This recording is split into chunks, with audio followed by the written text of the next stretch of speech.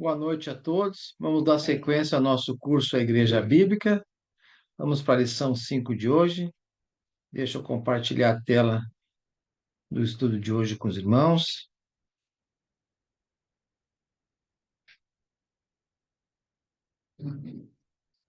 Nós já vimos 4 lições. Na lição 1, nós vimos o significado da Igreja Bíblica.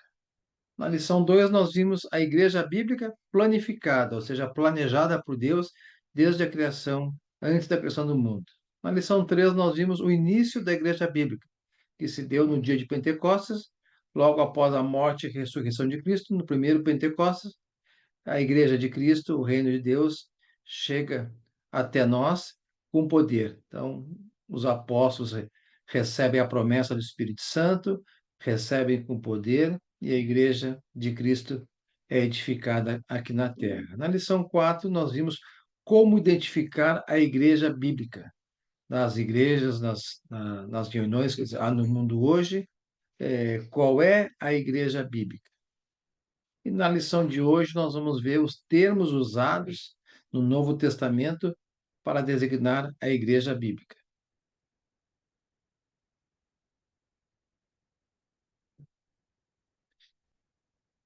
Irmãos, já a partir do segundo século, após a morte dos apóstolos, os homens foram maculando a Igreja Bíblica, adulterando a sua sã doutrina.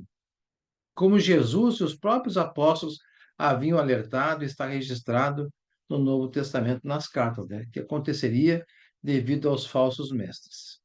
Essas alterações e mudanças dos homens se acentuou quando o Estado romano avocou a igreja que era de Cristo, a igreja de Cristo, como propriedade do Estado, a transformando em religião oficial, logo não respeitando a Cristo. A igreja é de Cristo, é espiritual e não pertence ao Estado. Por causa desses muitos erros religiosos que ocorreram, agravados ainda mais com a Revolução Protestante, hoje há uma grande confusão no mundo religioso, onde estão muito longe da simplicidade e pureza que há na Igreja Bíblica de Cristo. Esse problema que há no mundo religioso se assemelha a uma neblina ao nosso redor, que faz com que muitos fiquem cegos, não enxergando a verdade bíblica no tocante à igreja, sua propriedade e sua doutrina. Para ilustrar, frequentemente ouvimos a seguinte pergunta: a que igreja você pertence? Ou seja, eles querem uma denominação, né? A que igreja? Qual denominação você pertence? Essa pergunta não era feita e nem precisaria ser feita na época dos apóstolos do primeiro século, pois só havia a Igreja de Cristo bíblica. Com a propagação do Evangelho pelos apóstolos e discípulos de Cristo, haviam muitas congregações nas mais diversas cidades no primeiro século, mas todas com o mesmo alicerce, que era Jesus Cristo. Portanto, todas as congregações seguindo a mesma doutrina, ou seja, a única doutrina da Igreja de Cristo bíblica, descrita no Novo Testamento. A diversificação de igrejas que há hoje não havia no primeiro século, pois todos sabiam que Jesus tem apenas um reino, portanto, só uma igreja. Quando falamos do reino de Cristo e da igreja de Cristo, estamos falando da mesma coisa, ou seja, falando dos discípulos de Jesus. Os discípulos de Jesus que compõem a igreja, o corpo de Cristo, o reino de Cristo, os quais são os integrantes do seu reino, membros da sua igreja, onde ele, Cristo, é o rei no seu reino e o cabeça na sua igreja.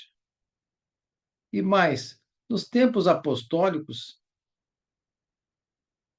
ninguém teria perguntado qual o nome do reino de Cristo ou qual o nome da igreja que ele estabeleceu, porque havia, como já dissemos aqui, apenas uma igreja em questão. Na maior parte dos casos, a igreja era chamada por nomes simples e diretos. A expressão igreja designava no primeiro século um corpo de pessoas chamadas do mundo através do evangelho de Jesus Cristo. Um povo sobre o qual Cristo reinava e no qual tinha um Espírito Santo habitando no seu interior. Então, as designações usadas para a igreja bíblica, Vejamos algumas das designações utilizadas no Novo Testamento sobre a Igreja de Cristo. A primeira designação que nós vemos na Bíblia, no Novo Testamento, é a palavra reino. A igreja bíblica chamada de reino. Vemos no Novo Testamento a igreja sendo chamada também de reino. Está lá em o autor da carta de Hebreus, capítulo 12, versículos 28 e 29. Portanto, já que estamos recebendo um reino inabalável, sejamos agradecidos e assim adoremos a Deus de modo aceitável, com reverência e temor, pois o nosso Deus é fogo consumidor.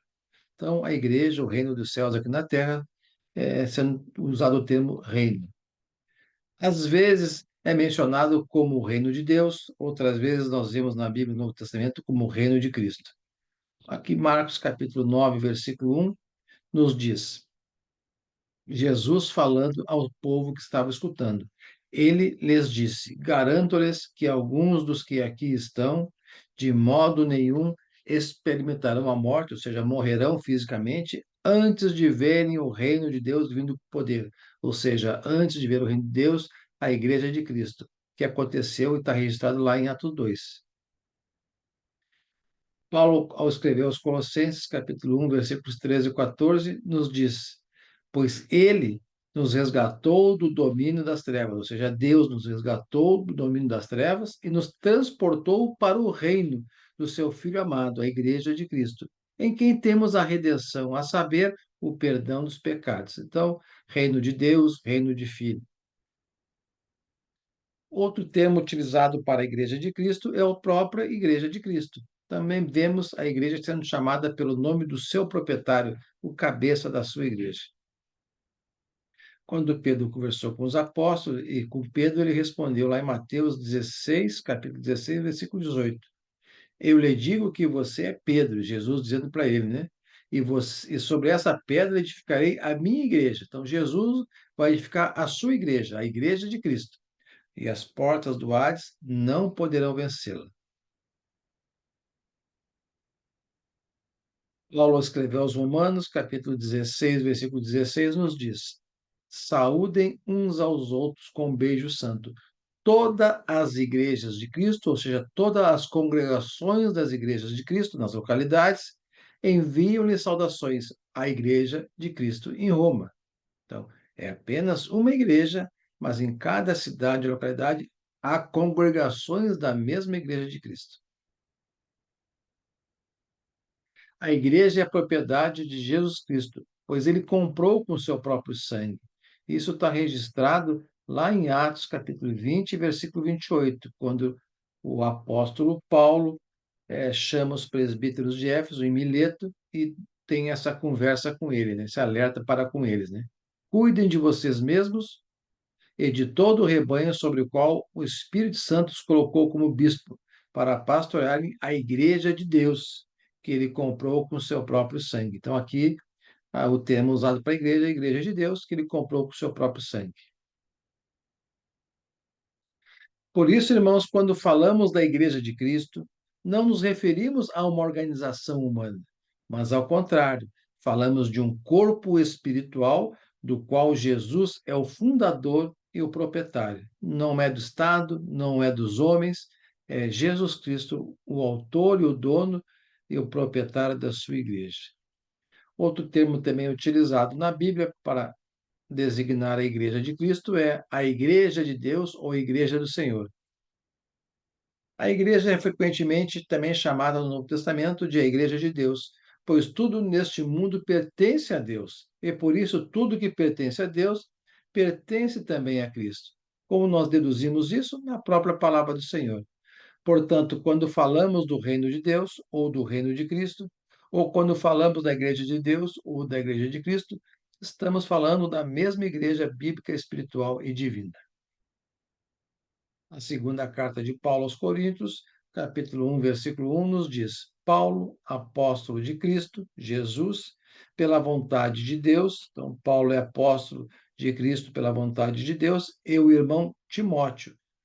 Escrevem à igreja de Deus que se reúne, que está em Corinto, com todos os santos de toda a Acaia.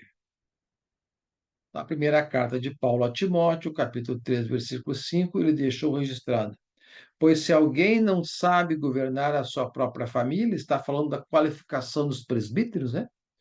Como poderá cuidar da igreja de Deus? Então, duas passagens designando a igreja bíblica como o termo igreja de Deus.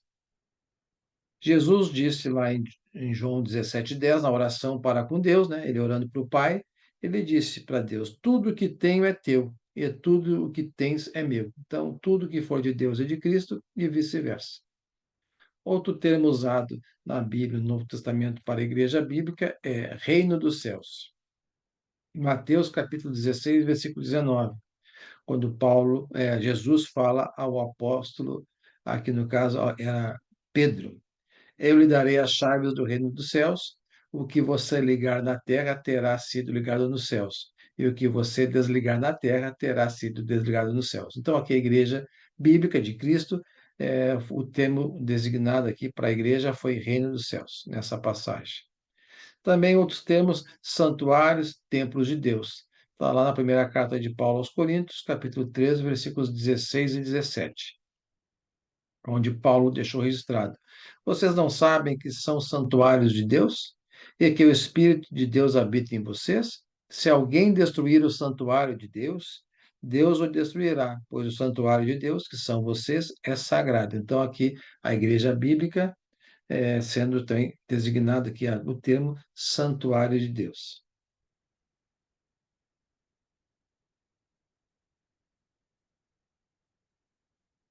Outro termo utilizado, o corpo de Cristo.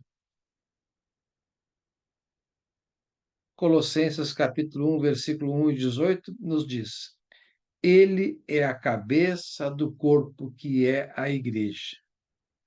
É o primogênito dentre os mortos, para quem tudo tem a supremacia. Então, termo designado para a igreja, corpo de Cristo, onde Cristo é o cabeça e os integrantes deste corpo, os membros deste corpo da igreja, são os seus discípulos. Outro termo também utilizado é o caminho.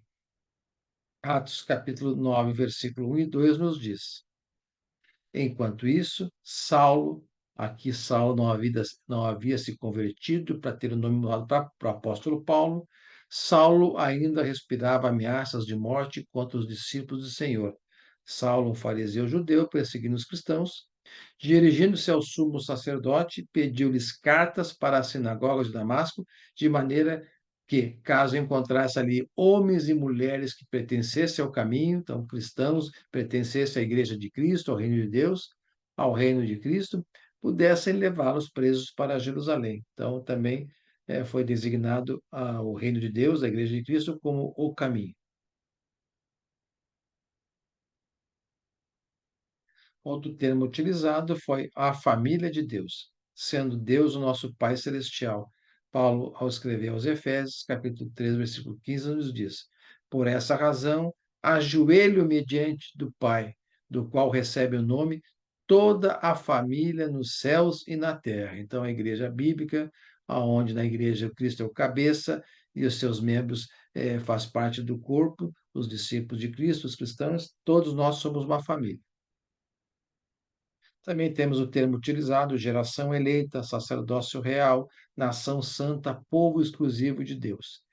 Na primeira carta do apóstolo Pedro, capítulo 2, versículo 9, nos está registrado: vocês, porém, são geração eleita, sacerdócio real, nação santa, povo exclusivo de Deus, para anunciar as grandezas daquele que os chamou das trevas para a sua maravilhosa luz. Então, dentro do corpo de Cristo, da Igreja de Cristo, do Reino de Deus, do Reino de Cristo, está uma geração eleita, um sacerdócio real, uma nação santa, um povo exclusivo de Deus. Portanto, todos esses nomes que nós vimos aqui, e outros que não foram citados aqui, mas constam na Bíblia, no Novo Testamento, não foram nomes de designações dadas por homens, mas sim expressões descritivas usadas para designar o povo eleito de Deus, em contraste com o povo do mundo. E mais, através dessas expressões, Deus ilustrou para as nossas mentes mundanas a natureza da igreja bíblica espiritual e divina, que Jesus estabeleceu aqui na Terra. Qual é o significado da palavra igreja? A palavra igreja em grego é eclesia, que significa assembleia, reunião. Então, quando os discípulos de Cristo, os membros do corpo de Cristo, o reino de Deus, se reúnem, a reunião, a assembleia, ali está a igreja de Cristo. No contexto bíblico, a eclesia refere-se à comunidade de cristãos, ou seja, à igreja como um todo. A palavra igreja aparece 115 vezes no Novo Testamento, como igreja local e universal. Em termos de contagem específica por livro, podemos encontrar 23 ocorrências, citações, no livro de Atos, 63 citações nas cartas de Paulo, 5 nas outras cartas e 20 só no livro de Apocalipse. Dois desses exemplos de citação estão nessas duas passagens, que Mateus 16, 18, no Evangelho, então, e sobre esta pedra edificarei a minha igreja. E Colossenses capítulo 1, versículo 18, uma carta de Paulo, ele é a cabeça do corpo, ou seja, Cristo, que é a igreja. Então, o corpo é a igreja de Cristo.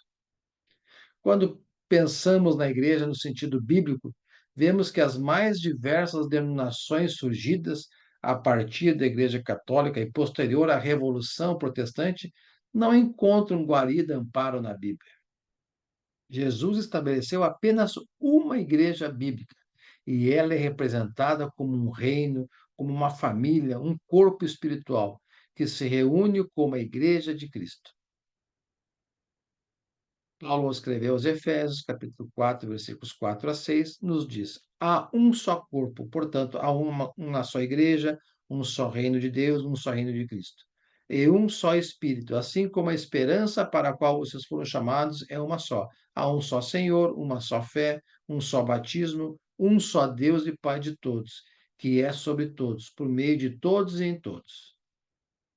Nenhuma outra instituição civil, social ou religiosa pode substituir esta única igreja bíblica, que é um corpo espiritual onde temos Cristo como cabeça da sua igreja que ele edificou com seu próprio sangue, e não tem homens como fundadores.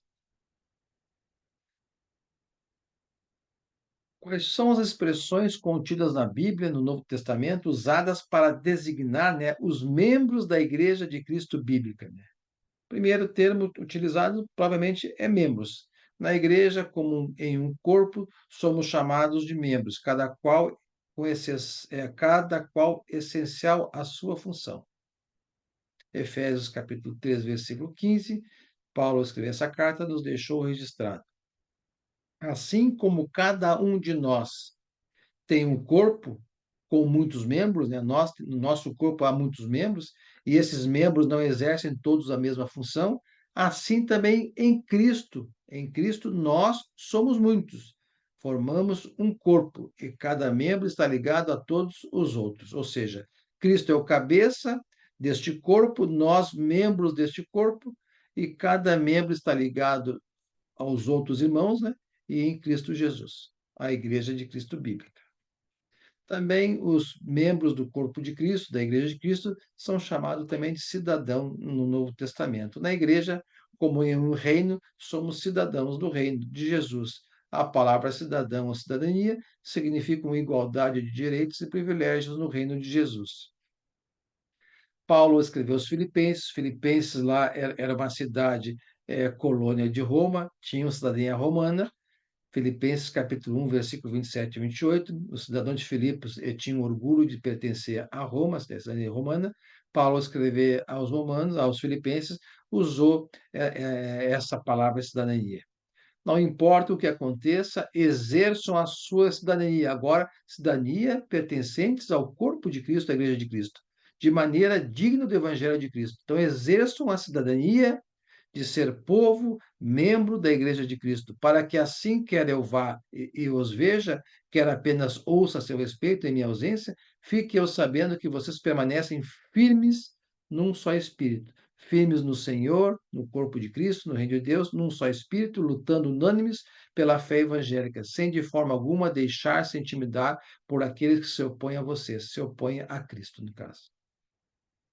Também são outro termo utilizado para os membros da igreja bíblica é discípulos. Na igreja somos chamados de discípulos de Cristo. João capítulo 8, versículo 31, Jesus nos ensina. Disse Jesus aos judeus que haviam crido nele: Se vocês permanecerem firmes na minha palavra, ou seja, em tudo que ele ensinou, verdadeiramente serão meus discípulos. Então, o verdadeiro discípulo é aquele que conhece os mandamentos de Deus, conhece tudo aquilo que Jesus ensinou, os apóstolos ensinaram e permanece nos mandamentos de Deus e de Cristo. Outro termo utilizado para os membros da Igreja de Cristo é filhos de Deus. Na igreja, como em uma família espiritual, somos filhos de Deus. Paulo escreveu aos Gálatas, capítulo 4, versículos 6 a 7, nos diz: E porque vocês são filhos, Deus enviou o Espírito de seu Filho ao coração de vocês. Então, todos aqueles batizados em Cristo Jesus, que pertencem ao reino de Deus, ao reino de Cristo, à igreja bíblica, a igreja de Cristo, tudo é a mesma coisa, aqui só temos diferente, todos os membros são filhos de Deus. E ele clama, Abba, Pai, assim você já não é mais escravo, mas filho, e por ser filho, Deus também o tornou herdeiro. Então, nós somos co-herdeiro com Cristo Jesus ao reino dos céus, na vida eterna. A expressão filho representa a relação mais íntima entre Deus e os homens e indica a mudança que acontece em nossas vidas através do novo nascimento da água, do batismo e do Espírito. Nos batizamos para o perdão dos pecados e recebemos o Espírito Santo como morada em nós. Se somos filhos de Deus, nesta família espiritual, somos também irmãos em nossa relação um para com os outros dentro da igreja, do corpo de Cristo, ou seja, entre os membros, nós somos irmãos. A primeira carta de Paulo a Timóteo, capítulo 4, versículo 6, está registrado. Se você transmitir, ou seja, Timóteo, se você transmitir essas instruções aos irmãos, será um bom ministro de Cristo Jesus, nutrido com as verdades da fé e da boa doutrina que tem seguido. Ou seja, aqui está bem claro que os membros do corpo de Cristo são irmãos entre si, onde nós temos Cristo como nosso cabeça. Também os membros da Igreja de Cristo são chamados de cristãos. Em nossa relação pessoal com Cristo, somos cristãos. Significa nós somos de Cristo. Primeira carta de Pedro, capítulo 4, versículos 15 e 16, nos ensina. Pedro falando aos irmãos: Se algum de vocês sofre, que não seja como assassino, ou como ladrão, ou como criminoso, ou como quem se intromete em negócios alheios. Contudo, se sofre, que seja como cristão, não se envergonhe, mas glorifique a Deus por meio deste nome. Também outro termo utilizado para os membros do corpo de Cristo, eles são santos. Na Igreja de Cristo, a expressão santo foi dada aos membros da Igreja de Cristo que ainda estavam vivos. Não é como é utilizado por uma denominações aos mortos, né? Que estavam aqui na terra. E não alguém já falecido a fim de ser idolatrado, como ocorre em certa denominação religiosa. Então, os irmãos em Cristo eram chamados também de santos. Paulo usava muito essa expressão nas saudações aos irmãos ao escrever suas cartas aos cristãos. As cartas aos Coríntios, Éfeso, aqui também Filipos, Filipenses, Efésios, Colossenses, Tessalônica, os Tessalonicenses, a carta, e outras cartas também, onde é que ele escreveu e onde havia irmãos reunidos nas cidades. Então, nós temos aqui a primeira carta de Paulo aos Coríntios, capítulo 1, versículo 1 e 2. Paulo, chamado para ser apóstolo de Cristo Jesus, pela vontade de Deus, e o irmão Sóstenes, a igreja de Deus que está em Corinto, aos santificados, né? Então, todos nós somos batizados, né? Somos santificados em Cristo Jesus e chamados para serem santos. Nós somos chamados para serem santos, juntamente com todos os que em toda parte invocam o nome do nosso Senhor Jesus Cristo, Senhor deles e nosso. Então, todos aqueles que estão na igreja de Cristo, no corpo de Cristo, no reino de Deus, no reino de Cristo, todos são santos. Fomos chamados para serem santos. A palavra santo significa santificado, separado para o serviço de Deus e purificado, purificado em Cristo Jesus, mas nunca uma pessoa já morta com poderes milagrosos. Hoje, Há uma deturpação do verdadeiro sentido da expressão santo na Bíblia. Em toda parte do mundo, houve pessoas, obviamente, piedosas durante suas vidas, mas que hoje, erroneamente, de forma errada, são elevadas muito acima das multidões dos fiéis e chamados oficialmente de santos pelos homens. É o erro que há no mundo, não bíblico. E se uma cidade tem um religioso destacado do passado, todo mundo gasta os seus bens e esforços para canonizar a memória dessa pessoa. Lendas surgem sobre sua vida, além de milagres a ele atribuídos durante a sua vida e até mesmo depois da sua morte. Mas nada disso se encontra na Bíblia. Pelo contrário, na Bíblia nós somos advertidos contra a prática de orar a imagens e aos mortos, ou de considerar qualquer pessoa viva ou morta, ou qualquer imagem, um mediador entre nós e Deus. Jesus nos ensina isso lá no Evangelho de João, capítulo 14, versículo 6, onde ele diz: Eu sou o caminho, a verdade e a vida. Então, Jesus é o caminho, a verdade e a vida. Ninguém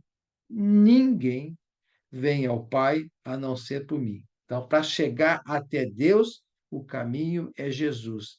Ele é o mediador entre os homens e Deus.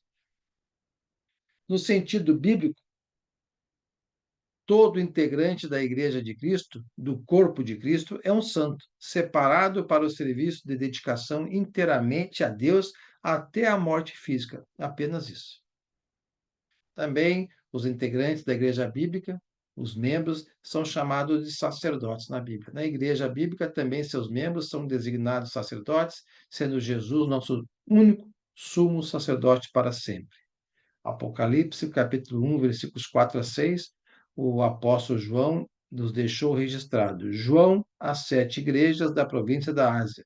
A vocês, graça e paz daquele que é, que era e que há de vir, dos 7 espíritos que estão diante do seu trono, e de Jesus Cristo, que é testemunha fiel, o primogênito dentre os mortos e o soberano dos reis da terra. Ele nos ama e nos libertou dos nossos pecados por meio de seu sangue.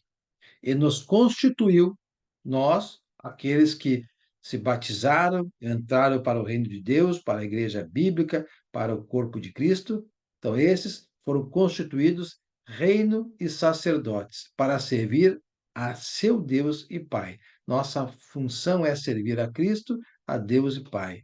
A Ele sejam glória e poder para todos sempre. Amém.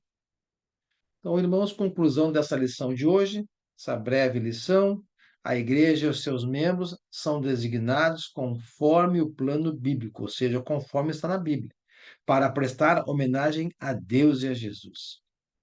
A igreja bíblica não usa nomes de homens,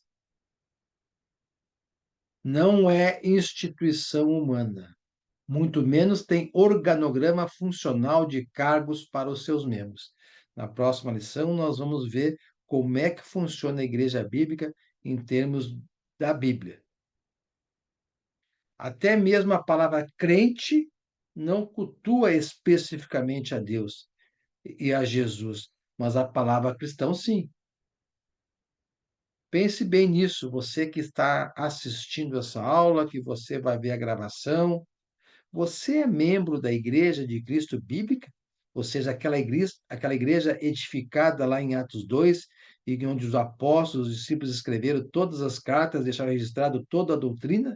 Você pertence àquela igreja bíblica do primeiro século, descrita no Novo Testamento? Ou você é um integrante de uma igreja denominacional, com organização de cargos e hierarquia humana? Na próxima lição, nós veremos a organização da igreja bíblica. Que Deus abençoe a todos. Uma excelente noite de descanso no Senhor. Até a próxima aula.